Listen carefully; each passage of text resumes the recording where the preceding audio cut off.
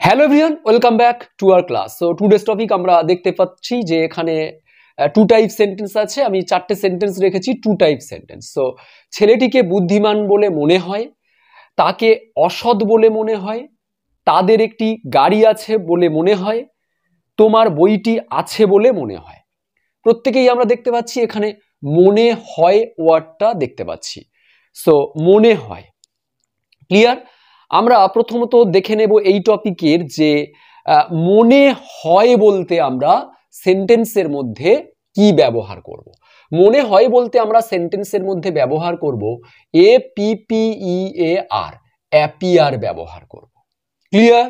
Appear ওয়ার্ডটা ব্যবহার করব মনে হয় এটা বলতে। তাহলে ছেলেটিকে বুদ্ধিমান বলে মনে হয়, আমি কি বলবো? দা বয়। আমরা প্রত্যেকেই জানি বাংলা সেন্টেন্সের শুরুতে সাবজেক্ট থাকে আর শেষে ভার্ব থাকে। আমরা ইংরেজি সেন্টেন্স লেখার সময় কি করি? সেন্টেন্সের শুরুতে সাবজেক্ট বসিয়ে দিই এবং শেষে যে ভার্বটা আছে সেটাকে টেনে আনি সাবজেক্টের পাশে যখন আমরা ইংরেজি লিখি। বয় এবার মনে হয় অ্যাপিয়ার, APPEAR, অ্যাপিয়ার। এবারে অ্যাপিয়ার ভার্ব আমরা এখানে অ্যাপিয়ারটা সিম্পল প্রেজেন্ট টেন্সে 1 নম্বর ফর্ম, এটা ভার্বের 1 নম্বর ফর্ম, এটা ভার্বের 2 নম্বর ফর্ম, আর APPED এটা 2 নম্বর ফর্ম, APPEARED এটা 3rd ফর্ম। তাহলে মনে হয়, এখন মনে হয়, বর্তমানে। তাহলে আমরা প্রেজেন্ট টেন্সে লিখবো অ্যাপিয়ার। সিম্পল প্রেজেন্ট টেন্সের নিয়ম কি? সাবজেক্ট যদি 3rd পারসন সিঙ্গুলার নাম্বার হয়, ভার্বের সাথে এস অ্যাড করব। 3rd পারসন সিঙ্গুলার বলতে হি, শি, ইট আর একটা সিঙ্গুলার নাউন বোঝাবে। তাহলে বয় এখানে সিঙ্গুলার নাউন, সো অ্যাপিয়ার্স। তাকে অসৎ বলে মনে হয়, তাহলে তাকে মনে হয় বলতে আমি কি বলবো? হি। এখানে হি আছে, তাহলে অ্যাপিয়ার্স, এখানে হি আছে, অ্যাপিয়ার্স দেব। তাদের মনে হয়, তাদের এখানে দে আছে, তাহলে দে আছে, আমি এখানে অ্যাপিয়ারের সাথে কিন্তু এস অ্যাড করব না। তোমার মনে হয়, তাহলে আমি ইউ বলবো, ইউ অ্যাপিয়ার। এখানে তাদের আর তোমার, ইউ অ্যান্ড দে, এখানে কিন্তু অ্যাপিয়ারের সাথে আমি এস অ্যাড করছি না। ওকে, সো চলো এবারে বুদ্ধিমান বলে মনে হয়, অসৎ বলে মনে হয়, তার মানে কি? দেখো একটা জিনিস দেখো, একটু দেখাই আমি। ছেলেটি বুদ্ধিমান, আমি কি বলবো? The boy is intelligent. ভালো করে দেখো, ছেলেটি বুদ্ধিমান, দ্য বয় ইজ ইন্টেলিজেন্ট, এখানে আমরা ইজ দিয়েছি। আর ছেলেটির নিজের সম্পর্কে কিছু বলা হচ্ছে, ওই জন্য আমরা হয় দিয়েছি, হয়। এবারে ইজটা অ্যাকচুয়ালি কি ভার্ব? আমরা প্রত্যেকেই জানি এই অ্যাম, ইজ, আর, এই তিনটে ভার্বকে আমরা একসাথে বলি মেন যে ভার্বটা বি ভার্ব, বি ভার্ব। তাহলে এখানে মনে হয় ইংরেজি অ্যাপিয়ার, আর ছেলেটি বুদ্ধিমান এর ইংরেজি তো ইজটা এখানে হবার কথা। ছেলেটি বুদ্ধিমান এর ইংরেজি তো ইজ হবার কথা, কিন্তু আমরা একটা ভার্ব অলরেডি দিয়েছি। ভার্বের পরে তো কখনো এরকম ইজ, অক্সিলারি ভার্ব বা হেল্পিং ভার্ব হয় না। আমরা তখন এই ইজের যে মেন ভার্ব, অ্যাম ইজ আর মেন ভার্ব বি, এই বি ভার্বটা এখানে বসাবো। এবার কথা হলো বি ভার্ব এবং অ্যাপিয়ার, অ্যাপিয়ার একটা ভার্ব, বি একটা ভার্ব, দুটো ভার্ব পাশাপাশি এরকম হয় না। মাঝে ইনফিনিটিভ টু অ্যাড করে দাও, দিলেই হয়ে যাবে। সো তাহলে আমরা বলতে পারি the boy appears to be. এখানে বিটা কেন এলো যদি বুঝতে অসুবিধা হয়, আবার একটু তোমরা ব্যাকে চলে যাও, ভিডিও গিয়ে দেখো, আশা করি বুঝতে পারবে। The boy appears to be কি? Intelligent, INTELLIGENT। দেখো এখানে অ্যাপিয়ার্সটা যদি আমি না দিই, তাহলে টুটাও দেওয়ার প্রয়োজন নেই। আর দ্য বয় বি, এরকম তো হয় না, বি মানে তো অ্যামিজার। তাহলে আমি এখানে বি না দিয়ে দ্য বয় ইন্টেলিজেন্ট, অর্থাৎ দ্য বয় ইজ ইন্টেলিজেন্ট, ছেলেটি বুদ্ধিমান। কিন্তু মনে হয় আছে মানে আমাকে দিতে হবে অ্যাপিয়ার, খুব ইজি। আর তাহলে ইজ তো অ্যাপিয়ারের পরে এরকম helping verb, auxiliary verb, am is are, was were এগুলো বসে না অ্যাকশন ভার্বের পরে, তো সেখানে আমরা অ্যামিজার মানেই তো বি ভার্ব দিতে পারি আমরা। আর একটা ভার্ব, এই একটা ভার্ব, এই একটা, দুটো ভার্ব পাশাপাশি হয় না, আমরা টু দেব। So the boy appears to be intelligent, ছেলেটি মনে হয় বুদ্ধিমান। ক্লিয়ার? ছেলেটি নিজে মনে হয় বুদ্ধিমান, তাহলে আমরা এখানে বি ভার্ব দিচ্ছি। তাহলে সেম ভাবে তাকে অসৎ মনে হয়, he appears to be dishonest, full stop. কিন্তু এই সেন্টেন্সটার এই সেন্টেন্সটা একটু অন্যরকম হবে। তার আগে আমি তোমাদের এটা বলে নেব, আমি ছেলেটিকে বুদ্ধিমান মনে হয়, এটা তো বললাম। বুদ্ধিমান মনে হয় না বললে তখন আমরা কি বলবো?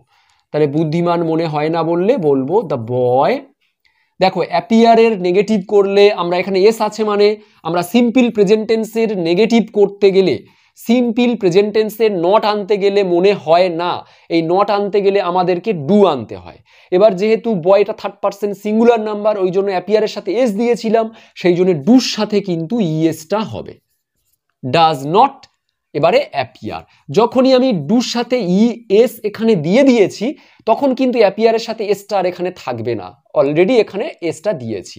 অ্যাপিয়ার টু বি, আমি আর লিখছি না, intelligent. So the boy does not appear, does নটটাকে শর্ট এন্ড করে বললে এরকম বলবে, the boy doesn't appear to be intelligent, ছেলেটিকে ইন্টেলিজেন্ট বলে মনে হয় না। ক্লিয়ার? আবার এটা যদি বলি তাকে মনে হয় না, হি আছে মানে ডাজ নট হবে, does not, doesn't appear to be dishonest. Clear? তাহলে তাকে অসৎ বলে মনে হয় না। সেম ভাবে আমরা তো প্রেজেন্ট টেন্সে করেছি, ছেলেটিকে বুদ্ধিমান বলে মনে হয়েছিল, হয়েছিল বলতে এখানে অ্যাপিয়ার্ড, পাস্ট টেন্সটা ব্যবহার হবে, সেকেন্ড ফর্ম অ্যাপিয়ার্ড।